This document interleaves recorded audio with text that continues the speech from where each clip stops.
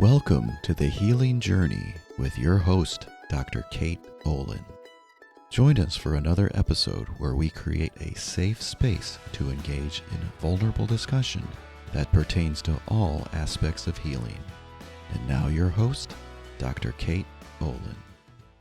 Hello, and welcome to this episode of the Healing Journey, healing from a total knee replacement. In just a few minutes, you will hear my conversation with one of my favorite mentors and professors, Dr. Beckel. But before we play that interview, I need to pause for a moment to honor a man who has profoundly shaped my life, my work, and the way I understand healing. Many of my friends in fascia are grieving right now. We learned on Friday that John Barnes, the father of myofascial release, took his last breaths here on earth. John was a physical therapist and licensed massage therapist who, early in his career, began noticing something that wasn't being adequately explained or treated by the traditional medical model: the role of fascia as a continuous, responsive, and deeply influential system within the human body. At a time when fascia was largely dismissed or ignored, John trusted his clinical observations and his intuition, even when his ideas were met with skepticism and criticism. Beginning in the 1970s, John started developing what would later become known as the John Barnes approach to myofascial release. Through decades of hands-on clinical work, he observed that sustained, gentle pressure, rather than forceful manipulation, could produce profound physical and emotional changes. His work challenged prevailing beliefs about pain, restriction, and healing, and required patience, presence, and deep listening, qualities not always rewarded in our fast-paced healthcare systems. In his book, Healing Ancient Wounds, John tells the story of the first time he witnessed a patient spontaneously unwind during their treatment. The experience was unfamiliar and unnerving to both of them, yet the patient reported feeling remarkably better afterward. Rather than shutting that moment down, John stayed present. He listened. He held space. And that moment became a turning point, not only in his clinical work, but in the evolution of myofascial relief itself. Over the next 50 years, John continued to refine his approach, treating thousands of patients and ultimately dedicating much of his life to teaching. Through intensive seminars and courses, he trained hundreds of thousands of practitioners across the disciplines: physical therapists, occupational therapists, massage therapists, physicians, dentists, and even mental health professionals, spreading an understanding of fascia that science is only now beginning to fully validate. But John taught more than technique. He taught us to slow down, to take care of ourselves as healthcare providers, to honor the inseparable relationship between body, mind, and emotion, and perhaps most importantly, he taught the value of presence, grace, and remaining in a state of constant curiosity. These principles changed my life, truly turning it upside down in a good way from where I was just 5 years ago. And I know I am far from alone. John touched countless lives, both directly and through the ripple effect of those he taught. While I grieve that I will never again see his face, share in his sense of humor, or feel his therapeutic touch, I know this: he passed his torch long before he left this world. That torch now lives in every practitioner who believes in a more human, compassionate, and integrated approach to healthcare. John, you are already deeply missed, but your work will live on. From all of your friends in fascia who remain here on this earth, we wish you peaceful rest, and we will continue to look for signs of you as we walk forward on our own healing journeys. Thank you. So today on the Healing Journey, I'm so excited to welcome my guest, Carol Beckel. Carol, welcome to the show. Thank you. So, Carol, I want to give the audience a little bit of our history. Okay. And yeah, so I met you for the first time a little more than 20 years ago when you were just a brand new little baby professor. Yes. Yep. Yeah, at St. Louis University. And man, that was fun. You brought some energy with you. Now that I've been a professor for a few years, I remember that first year energy, and it is very different than the fifth year. Yeah. Well, there is something to only being 10 years older than your students. And I felt that then, like, oh, this is the closest an age I'm ever going to be to students. Yeah. I'll keep getting older, they'll still be the same age. Kind of like that quote from, what is it, Dazed and Confused, about high school girls. I keep getting older, but they just stay the same age. But from a professional perspective this time. Mhm. Yeah, that those first few classes in particular, I probably have more friends with and more connections. Not that I don't now, but it's a bigger age gap. So Mhm. it's where they're at in their life and their journey as they're exiting college is much different than what mine was when I exited college. Yeah. So the 2003, 4, 5, 6 classes, I still have a lot of contacts, more so than just Facebook acquaintances. Like I connect with people out in the community more from those early classes. So And I have loved staying friends with you. As someone who's been practicing for almost 20 years, especially early in my career, I had little voices in my head. Don't worry, not that kind. But I had little voices from Carol and Cheryl and Mark, and Gretchen. If I did something right in my head, you were like giving me a pat on the back. And, that's something that I think is a common phenomenon when you're a new grad. you do have distinct faculty. Mine was, of course, Cheryl. I mean, Cheryl's voice Yes. lingers in a lot of people's minds. So to be in that category of excellent faculty is helpful. I think being funny is what helped my voice stick in a lot of people's minds. That I would at least bring you the content in a humorous way. Yes, and one of the things I loved being in your classroom as a student was hearing your clinical experiences. Now, before you became a professor, tell us a little bit about what your career path looked like. I practiced for 10 years. I did 5 years at a community level hospital where I had the opportunity to do acute care, rehab, skilled nursing, as little outpatient as I could possibly get away with because that was never my jam. I Okay. even did a preschool 3 to 5. The hospital had a contract with a local school district, so I got to do a little bit of pediatrics. Ooh. And after that, I decided to join the home health branch of that organization. And so I did home health full time for 5 years. So I was full time clinician for the first 10 years. Then I did 1 year part time home health PT, part time faculty member before going full time in 2003.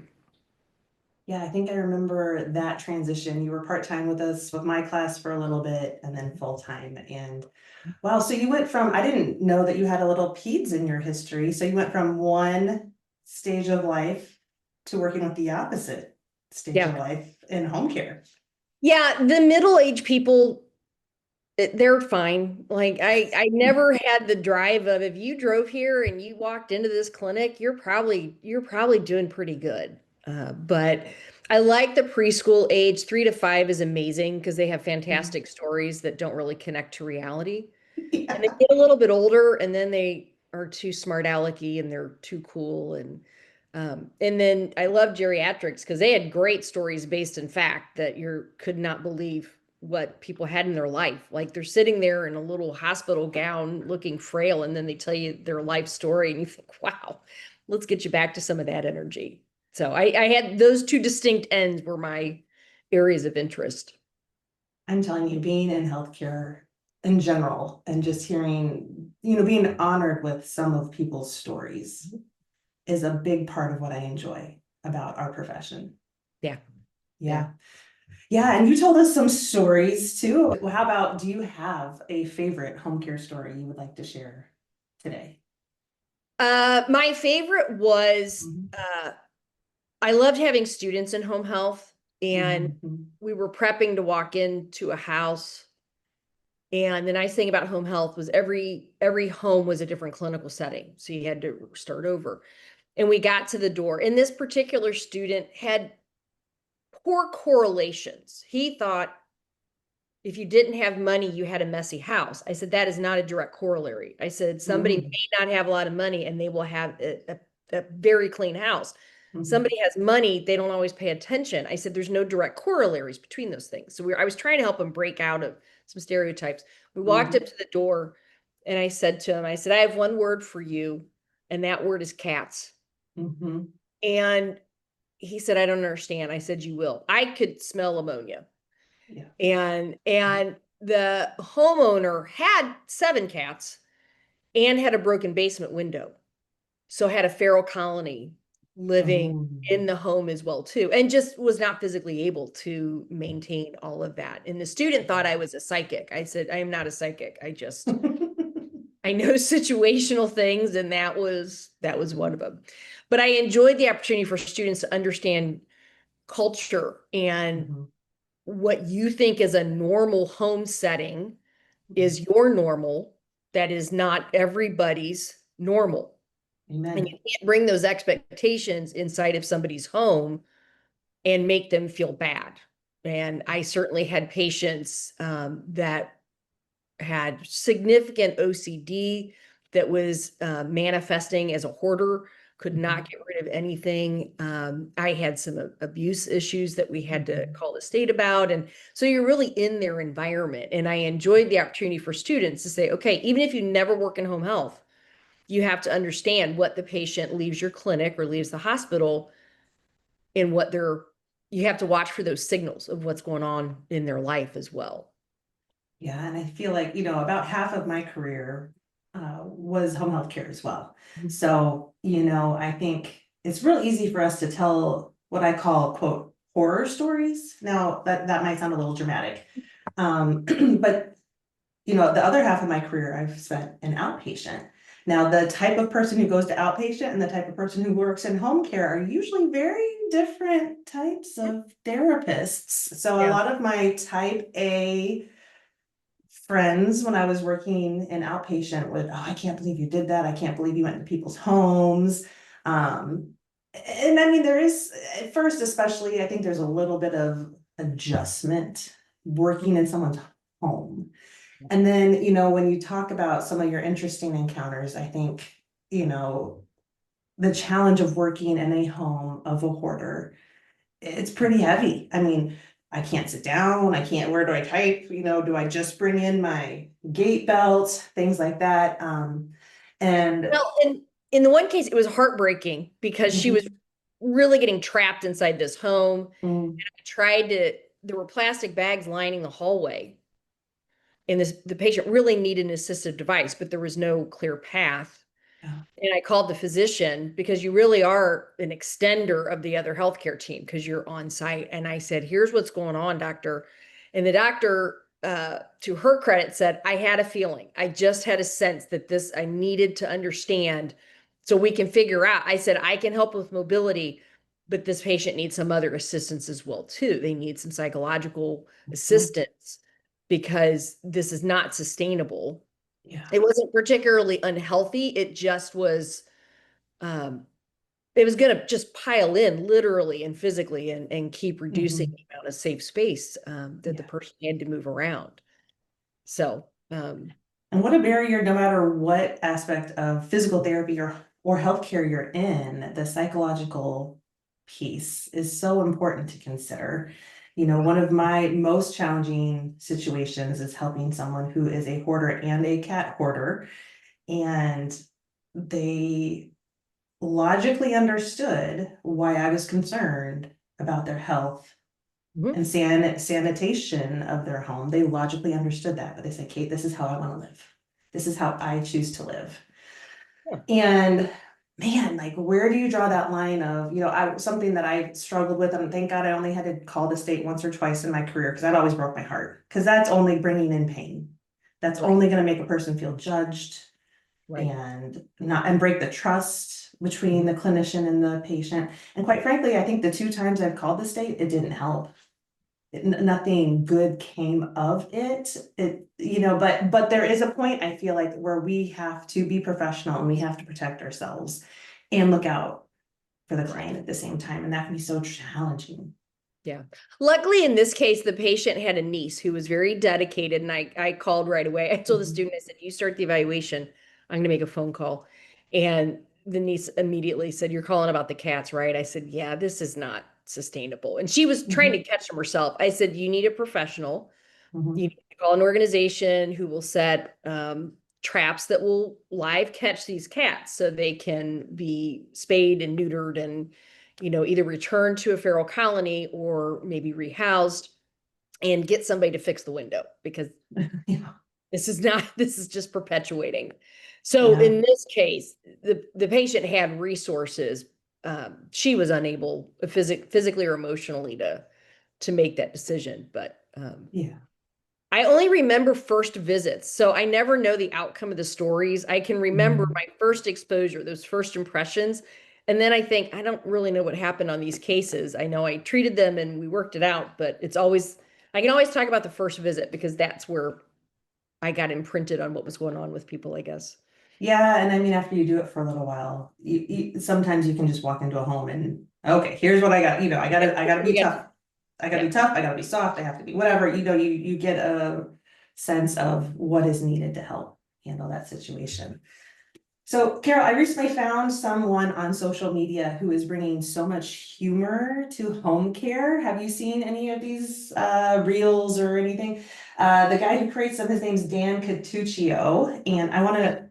Oh my gosh, you got to check it out. He is, he's doing some of those homemade reels where he's a home care therapist, but then he puts on a wig and he pretends like he's a, home care patient. I found one of my friends from home care tagged me on a post and I just died and started following him. I started messaging him because I want to support this cause.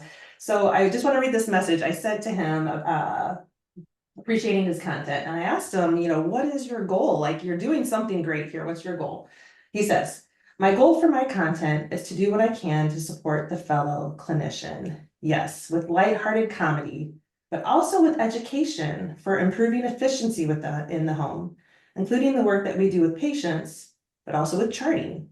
And lastly, an emphasis on helping to reduce healthcare burnout. It's rampant. The stats are high. And so that's a big part of the message that I'm trying to spread. My heart is with the clinician, and I'm trying to do my part to help them to feel supported and give them strategies to make their job sustainable for years to come. Yeah, that's great. Yes, because I mean, listen, home care, I don't know. I feel like home care is almost, especially in the PT world, a little bit of like the redheaded stepchild, I don't think it's a popular field. Yeah. It's out of sight, out of mind, for sure. Because you become their primary source of healthcare between the nursing staff and the therapy staff and the nursing aides. So that team collectively is really focused on the patient. And if you're keeping them out of the hospital, everybody's happy. Yeah, yeah. Yes, and listen, we could talk for hours about what it was like being in home care during COVID, but that's not what I want to focus on Okay. today. All right, so Carol, after your home care stint, then you became our full-time professor at St. Louis University. What inspired that move?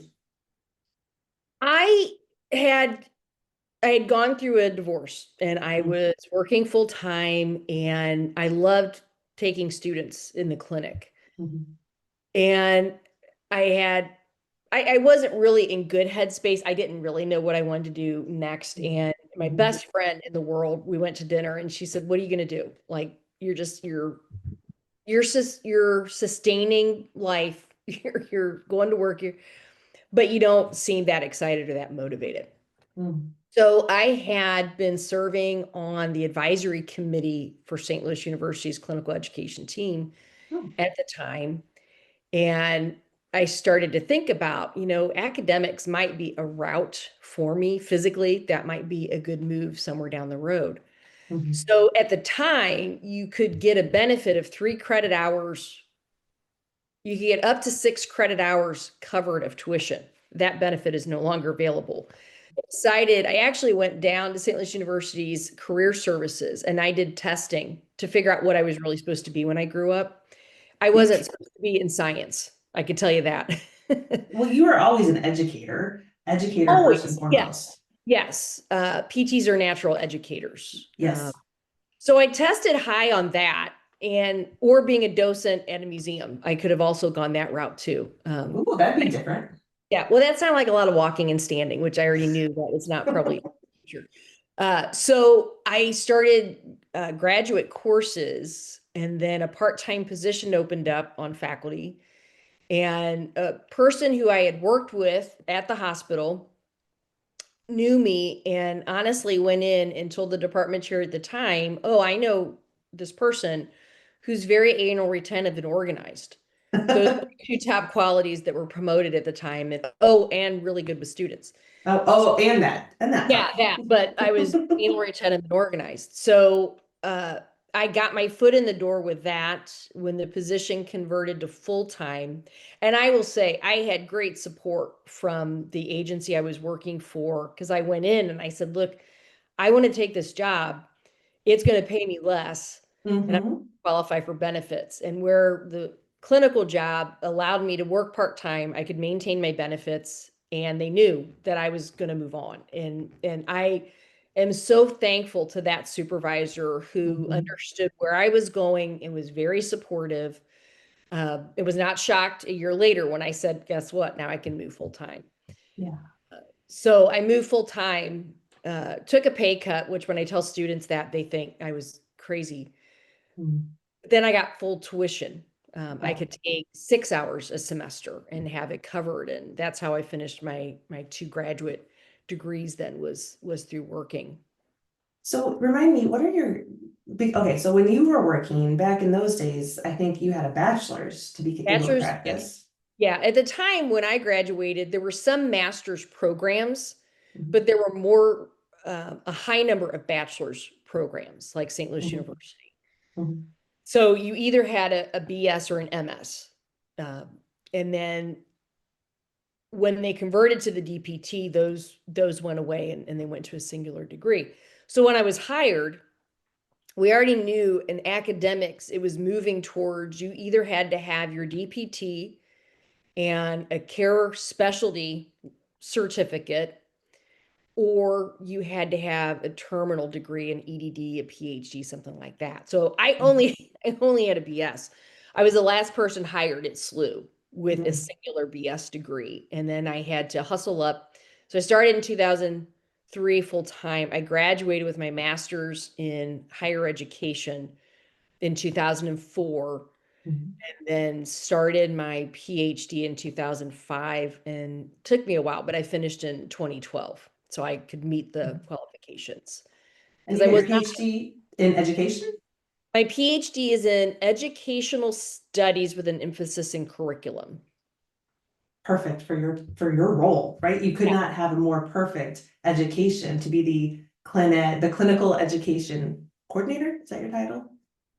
Yeah, director of clinical education. Mhm. Thank you, Director of Clinical Education. For those listening who aren't in the field, a lot of healthcare professionals during their education, they have to go out and do clinicals or what are some other terms they use for that? They have Proctor. preceptorships. Most are calling them clinicals of some sort. And a clinical for me, when I was a PT student, I was paying full-time tuition, but I was full-time working in a clinic, partnered with a physical therapist who was a volunteer educator for me in the field. Is that a good way to describe that, Carol? It sounds crazy, but yes, that is. We're actually not allowed to pay clinicians. That's part of the accreditation. Ooh, Other I didn't fields, realize that. yeah, it says there cannot be a financial reimbursement directly to clinicians. So you can Mhm. offer courses, you can offer resources, you can offer, like we have offers for opportunities to be lab instructors that sometimes helps a company say, well, we'll let the clinician go do that. And it's not time off. It's just Mm, part of their work. And so you can do collaborative structures like that, but you mhm. can't, it can't be Paid. pro quid. You can't pay people directly, which is I think different. We've never expanded much in Europe because there's an expectation of direct payment to the clinicians. So, Wow, it's just a little different. And I remember when I was so I've had several of your students shadow or not shadow with me. I guess I precepted them. I've been the clinical instructor for several PT students through SLU. And I remember this, and this may not be true anymore, but I remember they said, oh, if you're a clinical instructor, I think I had some on-campus benefits. I could get an ID that would allow me into the gym or things like that. Are those still benefits that are out there? they keep refining it now. Mhm. It's more about online tools and access. And Oh. we just don't get a lot of clinical faculty that will do the paperwork to get it, but you can get some discounts on different events. Certainly have online access then to the library resources. So that's beneficial, but we probably only get like 10 to 15% of clinical faculty that will engage in that process. And you have to do it annually, which is kind of a pain, but it's usually Like something, and now they can do it any time of year. We used to have one entry point a year, mm, and now it's a rolling.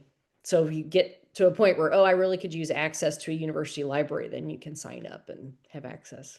I'm such a nerd. I've had so much fun accessing the library now that that I work at SLU. That's been a fun benefit for me, for sure. Yeah. For sure. Well, so Carol, you entered this realm of being full-time, and let me tell you, it's, as an adjunct instructor, for a hot minute, I thought I wanted to be full-time academia. And, it just never worked out for me, but I love being in the classroom. In fact, I remember talking to you my first year. I remember saying, and you probably remember this because you made fun of me, but I said, Carol, I cannot believe they are paying me to do this job. Yeah, I would have made fun of you for that. You did. You totally made fun of me. You told me I was being cute. Now, as I reflect on that time, I will tell you, I think that first year for me, being the class A nerd that I am, I felt like I was getting paid to be a student. I had to relearn Yeah.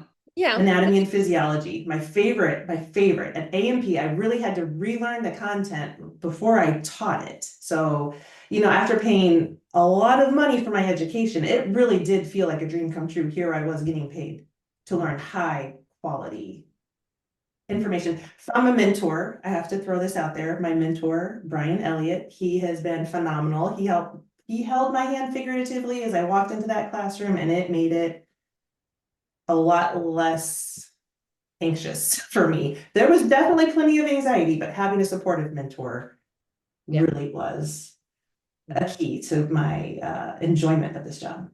Yeah.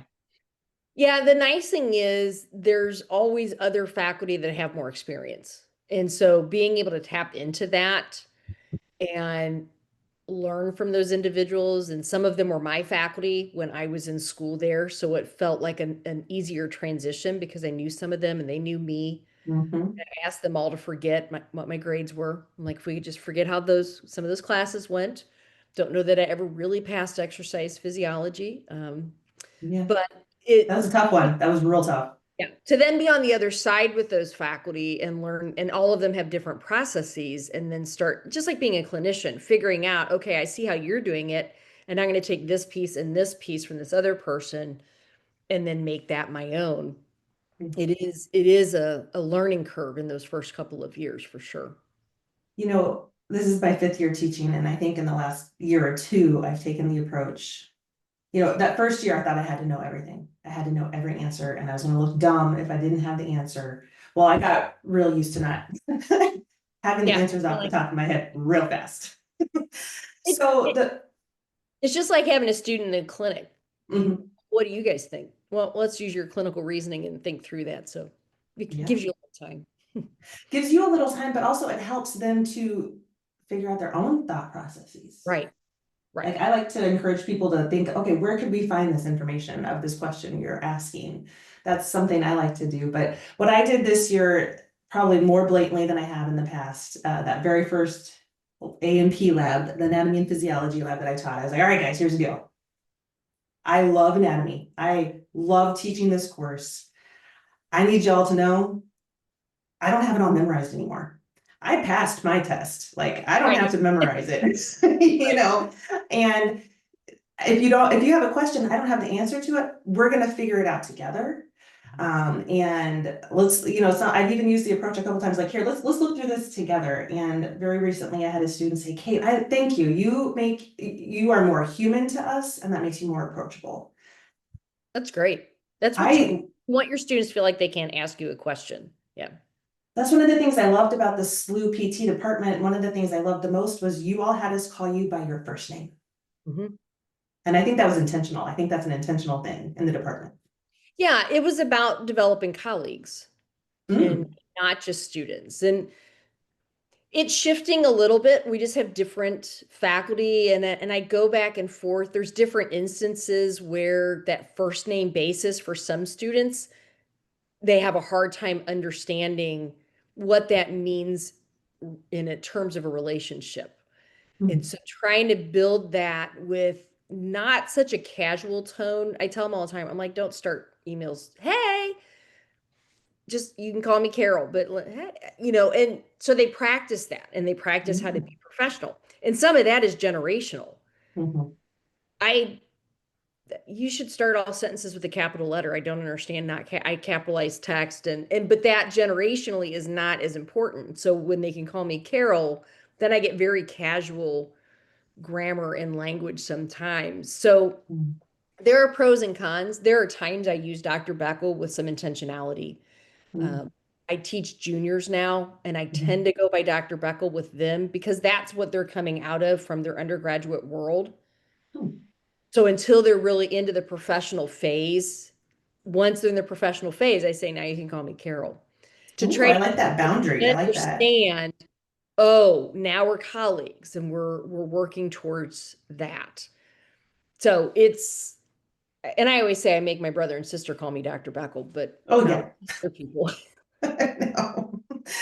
Well, so Carol, here you are, you're in charge of the clinical education for a lot of PT students. And a little over a year ago, you shared on Facebook that you were preparing for a total knee replacement. And this is something I really am excited to talk to you about on the show because as a PT, I've been practicing about 20 years now. And the little, whatever, when it comes up in conversation, I have friends that are helping their parent go through a knee replacement. What I tell them is you are going to have to be so patient because this is almost the most painful condition I worked with throughout my entire career. And I would say it was the most painful condition if I had not had a clinical education experience in the burn center. Yeah. So burns are Yeah, next level. that's a different range. Yeah. That's a realm that I knew right away I could not do that full time. The amount of pain I had to inflict on people to make them better was not for me. But so had I not had that experience in the burn center, I would be saying that total knees were the most painful condition I worked with in my career. And there's no sugarcoating it. It's a brutal surgery. I got to observe a total knee replacement when I was a student, and holy cow, that very quickly turned into a construction zone. That operating table felt like a construction zone Yeah. with hammers and saws, and you knew all of this Hmm. preparing Yeah. for your procedure. What was that like? It had been a long time coming. Mm. Uh, I was diagnosed with juvenile rheumatoid arthritis, or now it's juvenile idiopathic arthritis at two and Mm. a half. My knees were always my most involved joints. Mm. So I really could not remember a time of not having pain in my right knee. So Wow. that was the premise. And at times the left knee is painful, but it was always the right knee. And there was no particular injury. I wasn't in a car accident. I didn't fall. It just was bad. So in my head, I always knew that was coming. All through PT school, I knew it was coming. I had a chance to observe a total knee replacement and I nearly passed out. So they asked me to leave. So I knew it was. And I understood why there was so much soft tissue pain because they put your leg is in such an extreme position to expose the ends of the femur and the tibia Mhm. that there's nothing but bruising and swelling after that. And I had done years of immediate post-op care when I was working at the hospital. I didn't have many patients in rehab at that time with just a knee replacement, unless unfortunately other complications had come up. I had seen a patient come out of a total joint replacement that had stroke-like symptoms. So I Ugh. knew I had seen all of that. And then I'd seen patients at home who mobility wise, they couldn't go straight to outpatient, and what that looked like now that they're, not getting the same care that they got in the hospital and the pain medication is dropping off. So I knew Yes. all of that. And I knew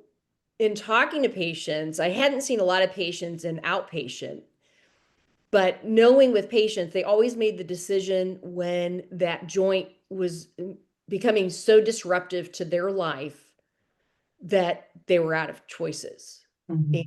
And I knew I had an appointment with an orthopedic surgeon February of 2024. I had been getting injections with a PA in the practice for about 2.5 years. And at first it was great. It would last for 3 months, great relief. And then I got down to 2 months, and then I got down to a month. And then it was really not effective. So I knew when I saw the PA in November of 23, I said, I'm ready. Yeah. So by the time I got there in February of 24, I had started walking with an assistive device. So I started with a cane. I went to a crutch. I went to 2 crutches. And the orthopedic surgeon immediately looked at the x-ray and said, there's no doubt. When do you want to schedule this? We're scheduling 3 months out. There's nothing left in that knee. Mhm. You're absolutely a candidate for this. So I felt vindicated, at least, that I had, I wasn't in there too early, and I wasn't past the point of return. And I thought I knew what to expect going into Mhm. Oh, it. you thought you knew what to expect. So let's. Yeah. Yeah. And I did all the prehab. I Mhm. got measurements done. Was on a strengthening program because my gait had gotten really wonky, which is why I put myself on crutches, bilateral crutch, or both crutches on both sides, Mhm. because I didn't want to have any worse of a limp going in. What was Uh, that like for you, Carol? Because I mean, the first day you carried that cane or crutch to the office, well, the did people first day react? anybody saw me with anything was at our big February meeting with about 16,000 PTs at combined Mhm. sections. And it was Mhm. in Boston. Mhm. And I took a trekking pole. I thought I'd be cute. And It had to I don't match your know how many, outfit. yeah, I don't know how many PTs walked up to me and said, that's not really offloading. Your gait is terrible. And I didn't go through any of the vendor floor. I would figure out how many programs I could go to in one hallway. Like, I was making significant decisions based on pain.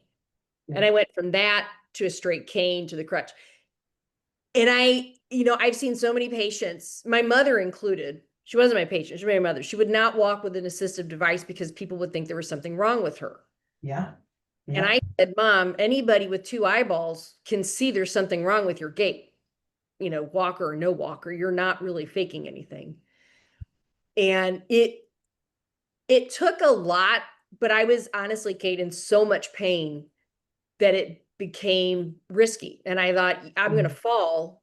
It's going to give out. It felt like it had no stability. It felt like the femur and tibia, and there was no structures left. He goes, that's why it felt so unstable. So once I got into it and I could move better, I thought, this is just part of the journey then to get there. So what I'm hearing is, in your mind, you have all this knowledge and experience. Mhm. But even with all that knowledge and experience, you were still concerned about looks.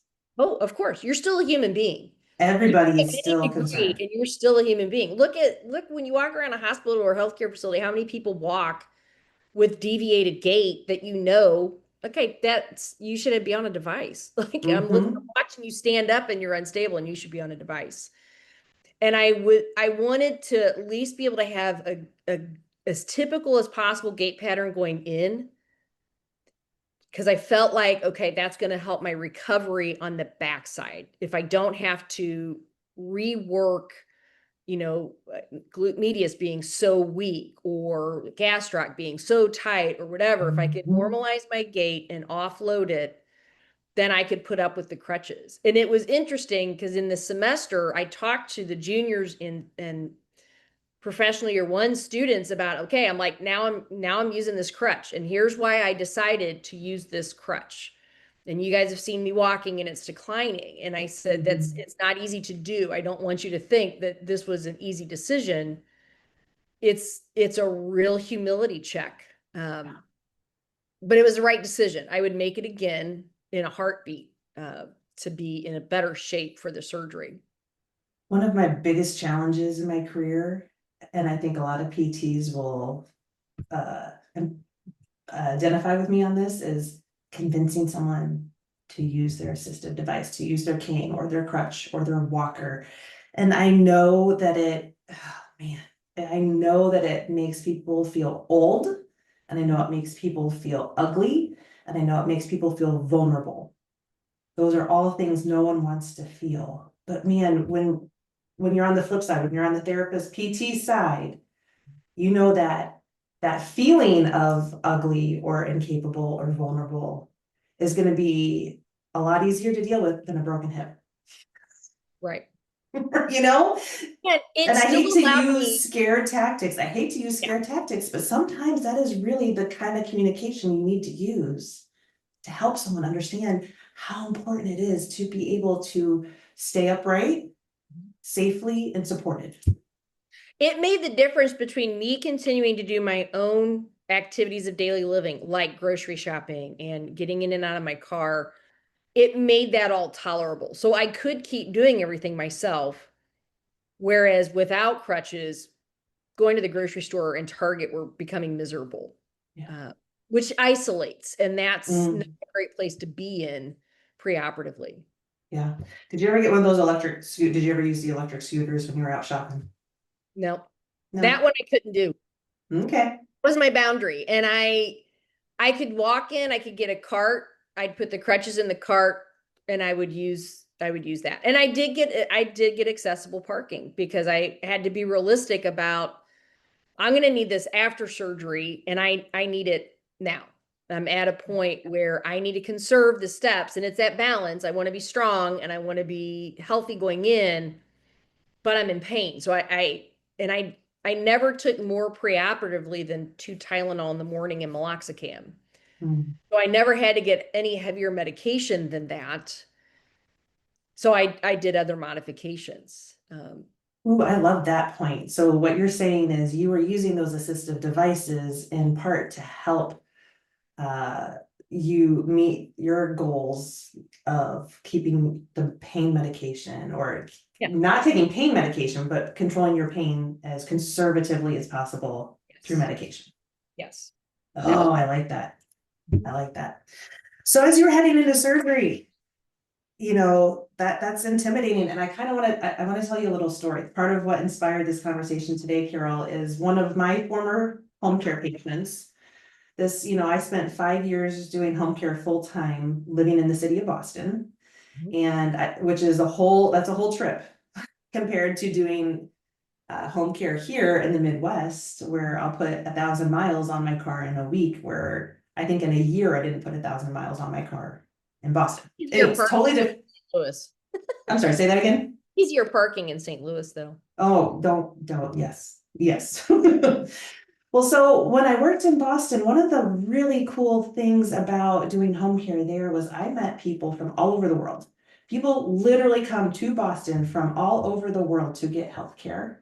And I have so many really interesting stories, but the one I want to tell you right now has to do with a physician. Gosh, I can't remember where he was from originally. I can't remember, but he intentionally set up his knee replacement to be in Boston, because this man was an orthopedic surgeon himself. Oh, wow. He did not want to have this surgery in his hometown. Yeah.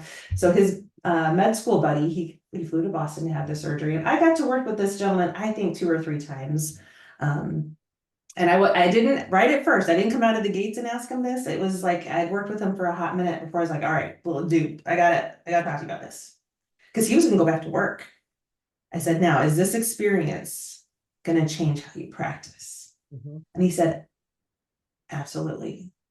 Number one, and oh God, I wish I want to tout this to the rooftops. Number one, this very kind man, humble man said, I had no idea how much pain I was putting people in.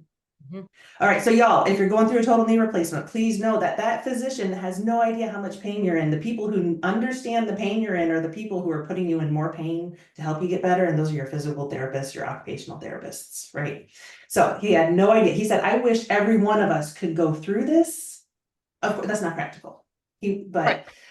And then he said, this, so there were 2 points. Number one, he had no idea how much pain this caused patients. Number two, he said, I will never do another bilateral knee again. And for those of you who don't know what that means, a surgeon doing a bilateral knee replacement means replacing both knees at the same time. Holy cow, I've worked with a handful of people who had them both done at the same time, and that's brutal. It is brutal. I had a physician do that once, and the patient had 20 steps to get to their house, and the physician never asked the patient. And I think, listen, I get it, why he didn't ask that. Their mindset is so different from a PT, let alone a PT who's done home care. Mhm.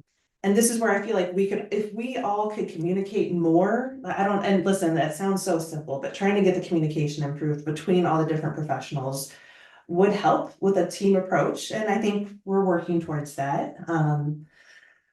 So, I will say my surgeon was very upfront and knew I was a PT and said, you're going to hate me for 6 weeks. You're going to hate me. You're going to question this. You're going to think you made a terrible decision. Keep working and get through that, and it will get better. And you won't hate me in a year. And I actually see my surgeon tomorrow. It'll be the plus 1 year because I ended up having my surgery in August of 24. But I don't hate him. I'm so happy, and I've seen him like a couple other times in this first year for regular checks. But he was right, and I appreciate him admitting that he knew as much as he could, having not experienced it. He was at least listening to patients and understanding what it was like as best as he could without that first person experience. Yeah, I think that listening piece, any healthcare professional, if we can make our patients feel heard, it can really help ease some anxiety. So why don't you talk about that? What did it feel like emotionally getting ready for this surgery? Well, I had a little glitch because I was supposed to have it done in May of 24. And they kept saying, they're like, don't get sick, don't get infected. And the blessing of a pandemic was I knew how to stay away from people. And I woke up one day and I had a sty in one of my eyes, and it wasn't going away, and it wasn't going away. And I finally went into the eye doctor, and they said, you're going to have to go on antibiotics to get rid of this. Oral and eye drops. And so I started it because I was like, and the surgery is supposed to be the next week. And I called the surgeon's assistant, and she said, do you have to take them orally? And I said, well, they're telling me yes. She said, we can't, you have to be 30 days free of antibiotics. And I Oh nearly cried. And man. I said, look, I understand that. I said, but if I'd have showed up next week with this big old goopy looking eye, you also weren't going to do the surgery. She goes, that's right. We weren't. Yeah. So then they couldn't get me until August.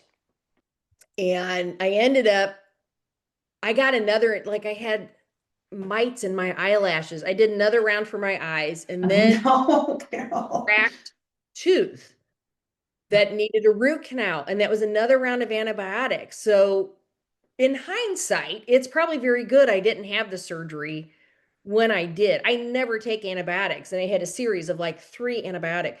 So I went into pandemic mode then for the rest of June and July. I didn't go out places. I would wear a mask when I went out, and I still did my shopping and stuff, but I was in pain. I was so sad. I thought I had the whole summer to rehab, and now I was going to get it. And then 3 weeks later, the semester was starting. So, um, that was challenging.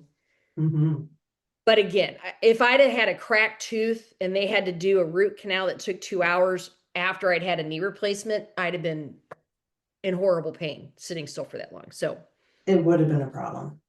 it Yeah. all worked out. Well, so you had those hiccups. Mhm. It's the day of the surgery. I What were was you so feeling? excited.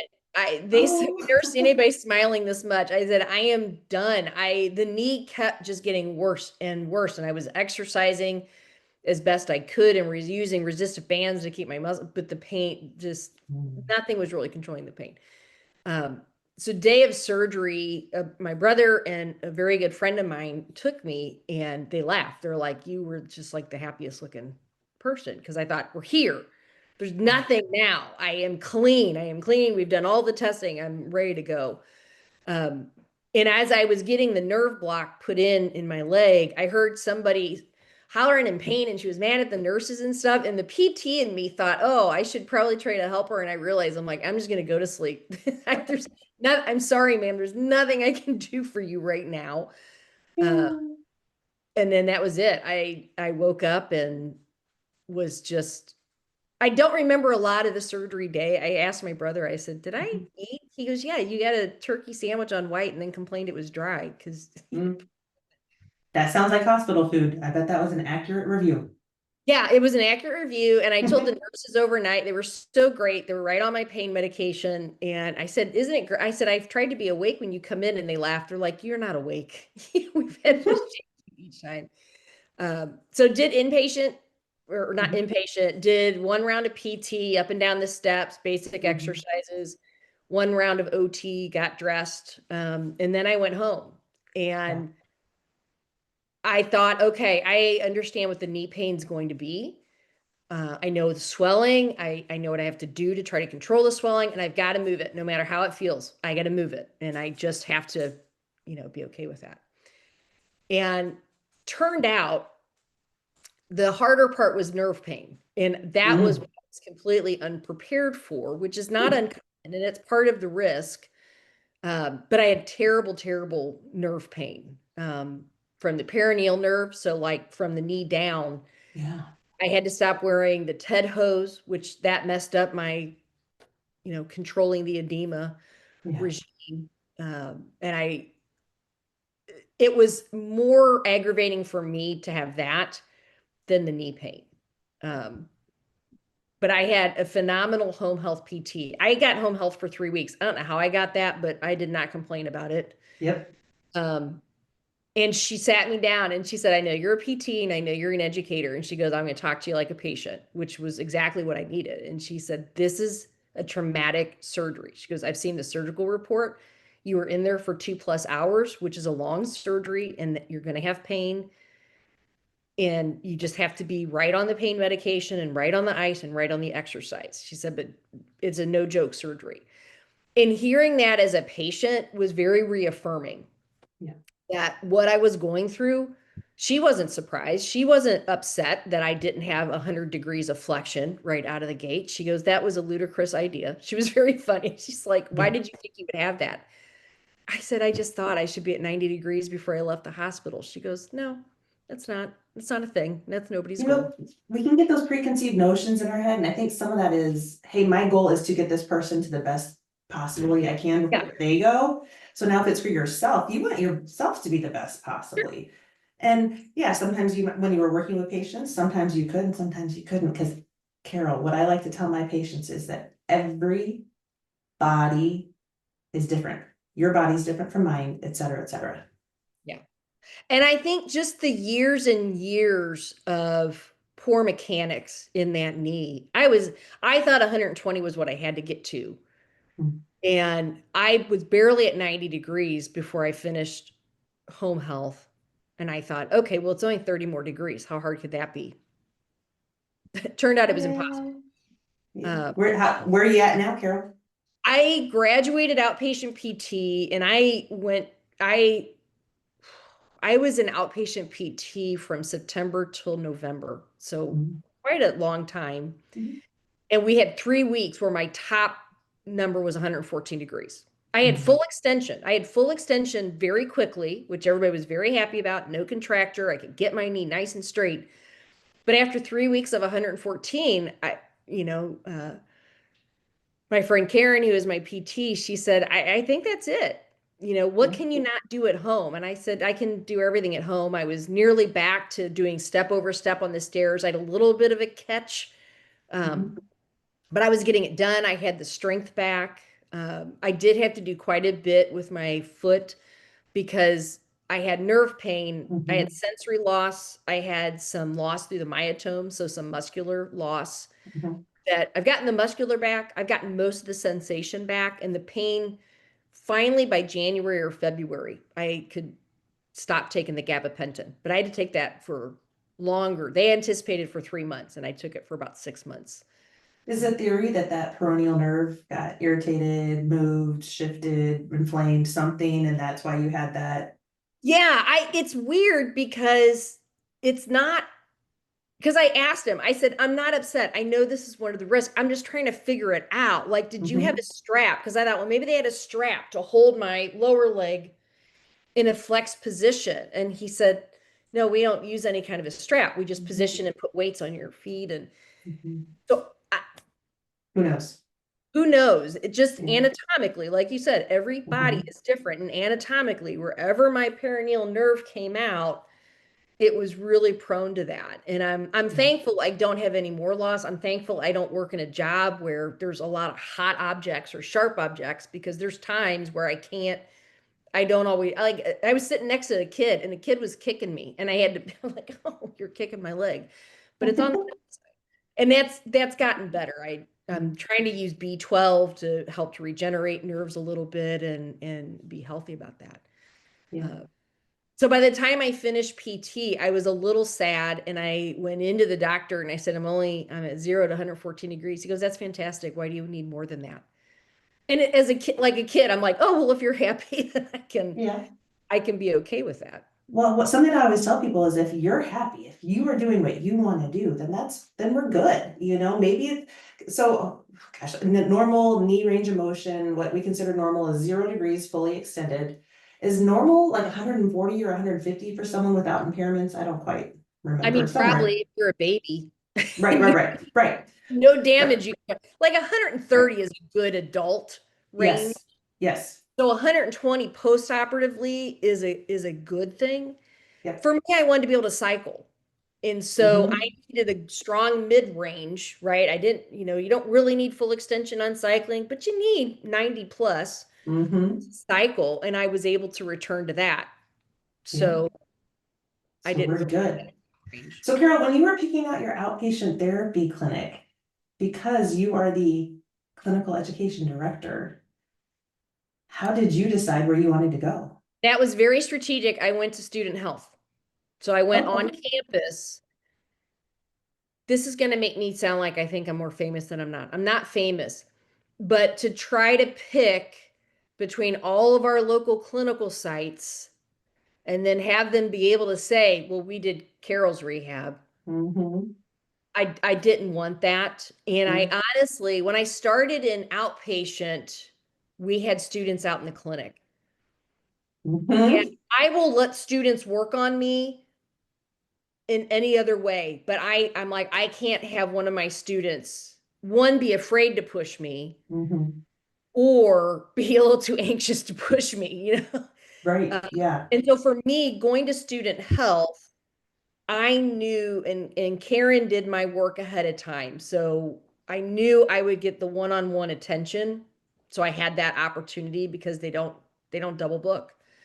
And she So was you something you knew that business practice, that they I didn't did. double book, that they work one-on-one. And let me tell you, if I had to choose a place to go for outpatient PT, that's what I'd be looking for. I don't want one PT working with 5 patients, period. I think there's pros and cons, and there's different times, and I've worked with a lot of different practices, and I think there's practices for everything. I knew for me, and knowing what I wanted to get the range, that's hands-on. And I didn't want a clinician to be in a position of, oh, we don't have enough hands-on time.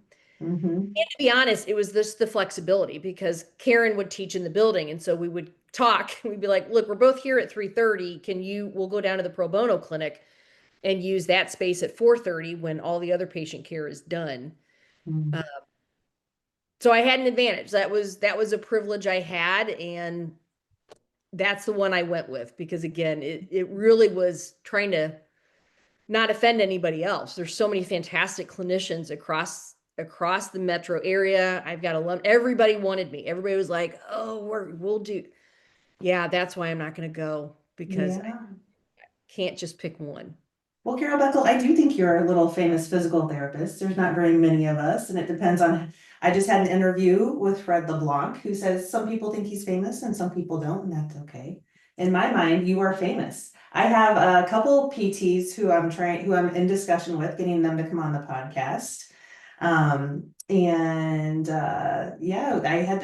Yeah, one of my former clinical instructors, I said, oh, I'm going to be talking to Carol Beckel about her knee replacement, and maybe you could come on and talk about your business model on the episode, so Yeah. it's people know Carol Beckel.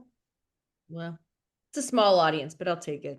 Okay, that's right. And I will say, because I was on crutches before surgery, I stayed on my crutches probably longer than most. I did not want to limp. I said, I've been limping my entire life. I don't want to limp. And because that had become part of who I was, nobody questioned it. And I kind of backed it up that, okay, Karen's like, just drop one crutch, try one crutch. And then I used one crutch part of the day. But I think that helped me to recover walking the way I wanted to walk. And I get a lot of people that will say that are PTs are like, I kind of forgot you had a knee replacement, which is the Yeah, highest compliment you can get yeah. when you walk by somebody and they don't remember that, oh, you had major surgery. Mhm. So for me, that's my pride point, that I stuck with it and I committed to it, and that gave me the recovery that I really wanted. I didn't bail out on it early. Right. So you did it. You did all that work. And it is so much work. Yeah. Yeah.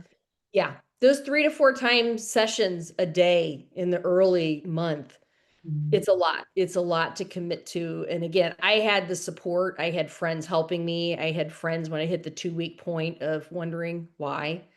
Um, Mhm. so I had that privilege of having a lot of people around me to back me up and to support me and drive me till felt like I was ready to drive. And Yeah. that makes a big difference. Not feeling isolated in it was very helpful. Yeah, I think anytime a person's going into any surgery, there is a little bit of a psychological component to it. No matter how minor the surgery, you're gonna be inconvenienced, and that's frustrating. 100%. Yeah, Yeah. it's 100%. And when you're stuck at home and it's a surgery where you physically are unable to leave the home, that's so isolating. So having that emotional, social support in place is so important. Yeah. Yeah. Yeah. Hey, you mentioned the pro bono clinic. Can you tell me just a little bit about that? Because I've seen the signs, but that was not something that was around when I was a student. I'd love to hear a little bit more about that. So the program in physical therapy has a pro bono clinic that runs Monday, Wednesday, Friday, and Saturdays. Mhm. It is for patients that are underinsured or have gone through their insurance, or some folks just want the convenience of actually just being on campus Mhm. and on our South Campus. So we get some Mhm. faculty and staff that have seen a physician and would like to see a physical therapist. It's integrated with coursework. So in the fall semester, the third year students are doing all the work, which is fantastic. They've come out of 20 weeks in the clinic. They get to do clinical practice then throughout the semester. We have patients with primarily orthopedic conditions and patients with primarily neurological conditions.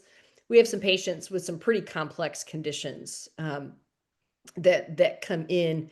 So the students work in teams, and there's always either a faculty member or a preceptor. We have three residency programs, so that's part of the residency that they are also supervising the students.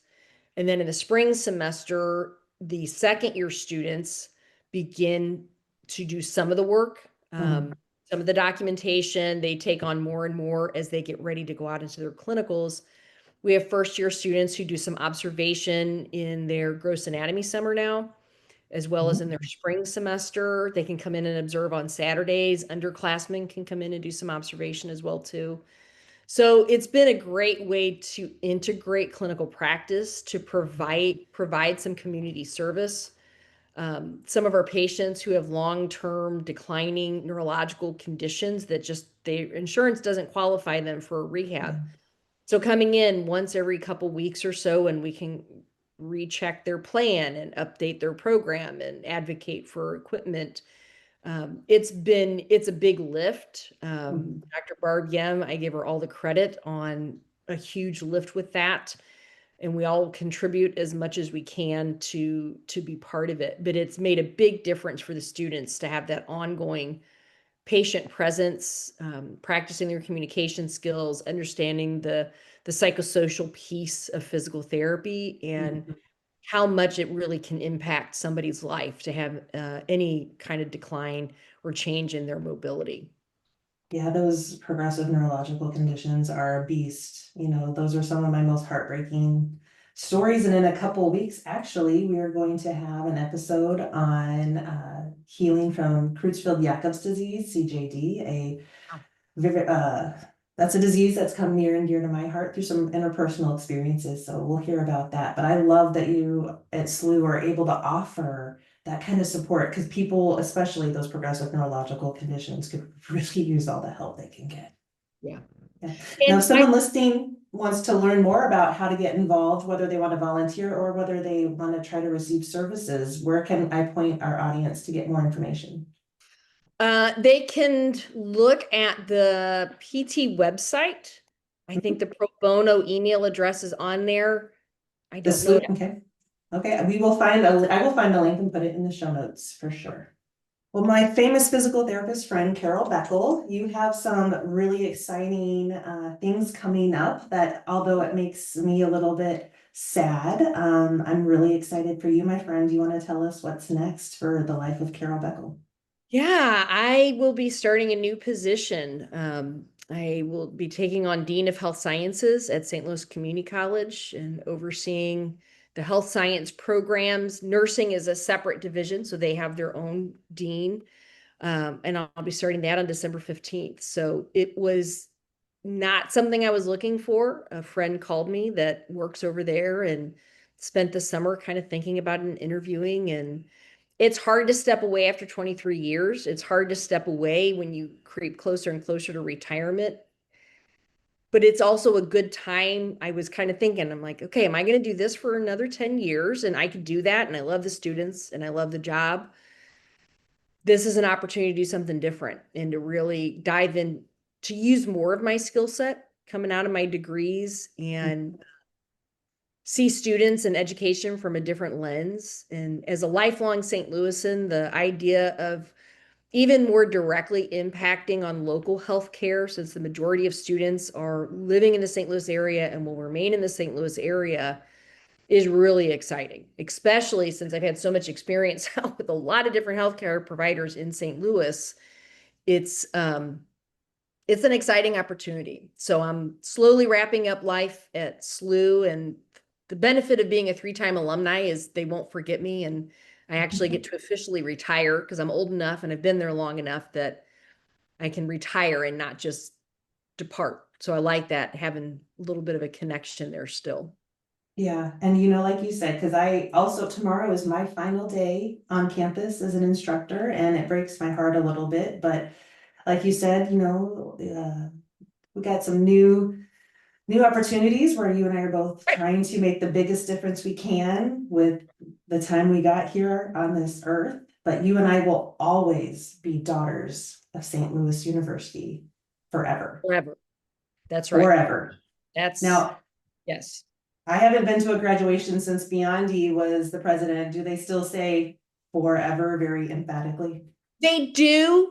Uh-huh. It's not the same as Father Biondi. And Yeah, Dr. yeah. Costello did a very nice job in his years there. He was as emphatic as possible, but there's something to a priest telling you something that you're going to do or be forever. That's a different level of gravitas than a lay president who is not in the clergy. There, it's still emphatic and you still feel it. But I was glad to have all three of mine pronounced as daughter forever. I felt like it really was binding when Father Biondi said it. So Very well, Carol Beckel, I'm so excited for you and your new journey. I can't think of a person more qualified or more ready, more qualified with the energy you carry. I'm really excited for your future students, for your new colleagues. You will be sadly missed here at St. Louis University, but you're always going to be a little voice in my head, a daughter of SLU forever. well, good. Keep that in there. I'm going to try my best. All right, Carol, listen, I have loved talking with you today. Thank you so much for your insight, for your time, and from all your students. We appreciate you for being you. Thank you. Thank you, Yes. Kate. I love watching you grow. Keep going. Thank you. Well, we're going to close out right there. Love you, girl. Love you. Wow, I did not prepare myself to get so verklempt at the end of that interview. And yet, even though Carol and I had very different roles at St. Louis University, it became clear that we were both sitting with many of the same emotions, both of us stepping forward into new chapters of our lives. Because earlier this semester, I also turned in my notice, sharing that my life has taken me in a direction where I can no longer fully honor the commitment of being an adjunct instructor. Now, while this role was technically part-time, it held my whole heart. I loved being in the classroom, connecting content to clinical application, watching bright minds light up as they made meaningful connections, and sharing the joy of learning with truly remarkable students. When I finally worked up the courage to turn in my notice, it initially felt like breaking up with my dear friend and mentor. Something along the lines of, "It's not you, it's me." But in true mentor fashion, my friend and colleague Brian Elliott met me with kindness, support, and grace as I navigated this change. But then came the harder part, breaking up with my students. I actually didn't tell them for several weeks. In fact, I waited for them to ask me which sections I would be teaching next semester. It felt heavy telling them that I wasn't planning to come back, but not long after that, I realized I was also, in a way, felt like breaking up with my alma mater, the only place I ever envisioned myself teaching. And it was around that same time that Carol shared with me that she too was moving on, and that brought me a lot of comfort, because no matter where our paths lead, she reminded me that we will be daughters of St. Louis University forever.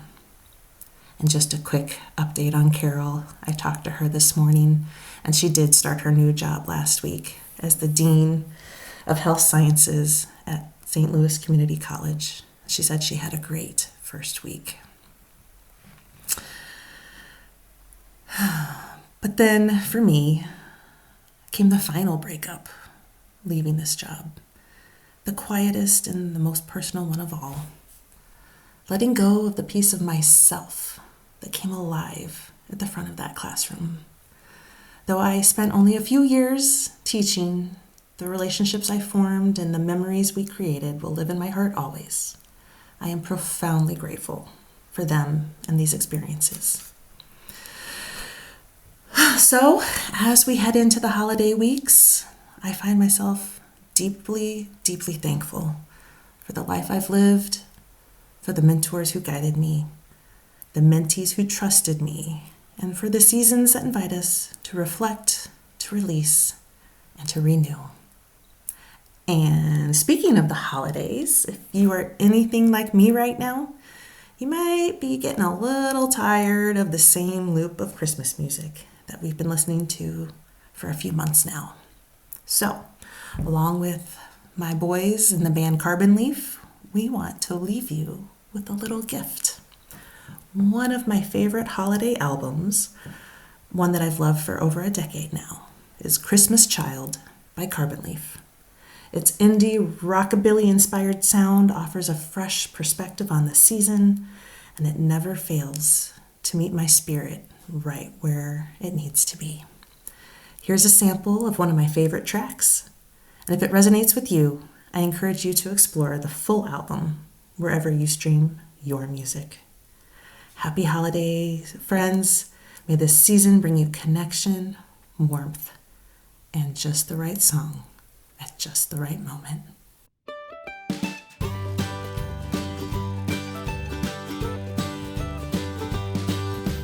Not says Christmas like a party out at my great aunt's.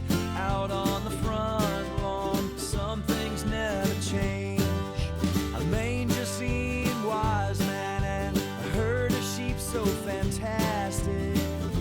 Hard-colored plastic, blinking in the yard.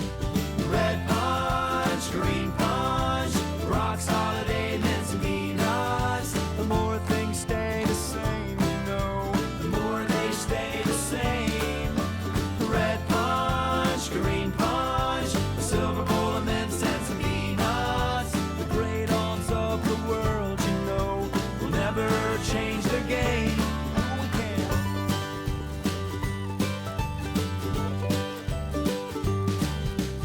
Figurines like memories, ceramics pulled from the basement, fire glazed in 1963.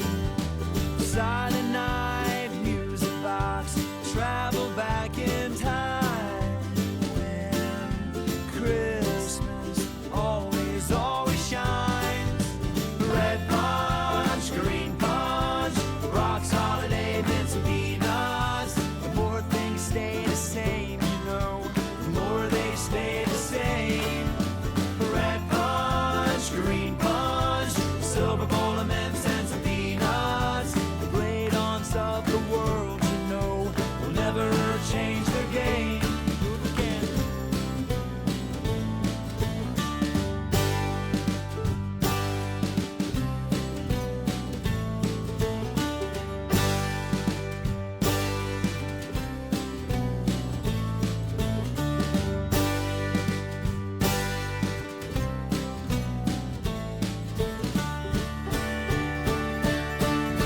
The war years, the 50s and the 60s and the born years. Make Christmas in the 70s and the early 80s never fade.